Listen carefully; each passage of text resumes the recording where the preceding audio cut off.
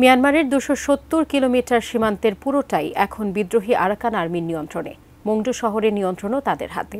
টেকনাফ সীমান্তবর্তী নাফ নদেও নিষেধাজ্ঞা দিয়েছে বিদ্রোহী গোষ্ঠীটি, যার প্রভাব পড়েছে বাংলাদেশের নাগরিকদের জনজীবন ও ব্যবসা বাণিজ্যে।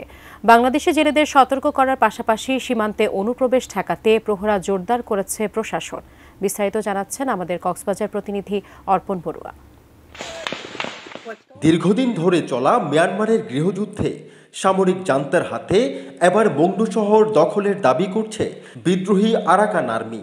এর মধ্য দিয়ে বাংলাদেশের সীমান্ত ঘেঁষা দেশটির প্রায় সবকটি অঞ্চলেই হাতছাড়া হয়েছে জান্তা সরকারের।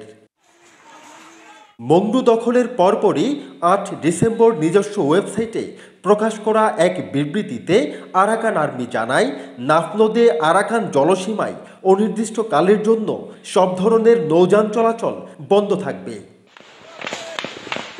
মিয়ানমারের অভ্যন্তরীণ অস্থিরতার প্রভাব পড়েছে টেকনাফবাসীর জীবন জীবিকায়। গত ৬ মাসে প্রায় অর্ধশত জেলেকে নাফ নদী থেকে ধরে নিয়ে গেছে আরাকান আর্মি।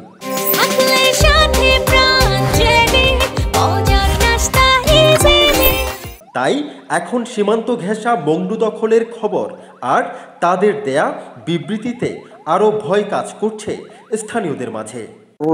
দখল যদি দখল করে পারত হইতে গেলে কিন্তু আমরা চলাচলের সময় চইব, শেড মার্টিন যাতায়াতের সময় চইব। আমরা যেহেতু নাফ নদীতে মাছ মেরে খাই, এমনকি আমরা ওইখান থেকে আয়তন করি বলতে গেলে সবাই এখান থেকে চলে, তো ওইটা যদি বন্ধ করে দেয় তাহলে আমাদের কি হবে? ঝুঁকিপূর্ণ হওয়ায় টেকনাফ থেকে সেন্ট মার্টিন রুটে জাহাজ চলাচল বন্ধ। পণ্য ও যাত্রীবাহী ট্রলারকেও ভিন্ন পথে চলতে বলা হয়েছে। সেই সাথে অনুপ্রবেশ ঠেকাতেও কঠোর অবস্থান নিতে হয়েছে প্রশাসনকে। গত ২ সপ্তাহ ধরে যে বোমিং এবং গোলাগুলির সাউন্ডই হচ্ছিল, গতকাল থেকে সেটি আমরা শুনতে পাইনি। এটি একটি স্বস্তির জায়গা। আমরা আশা করছি শীঘ্রই এই পরিস্থিতির উন্নতি করবে। তবে এটিএন নিউজের হাতে আসা কিছু ভিডিও চিত্রে দেখা গেছে সীমান্তের উপারে কয়েকশো রোহিঙ্গা অপেক্ষা করছে দালালের মাধ্যমে অনুপ্রবেশের। অর্পণ বড়ুয়া, এটিএন নিউজ, কক্সবাজার।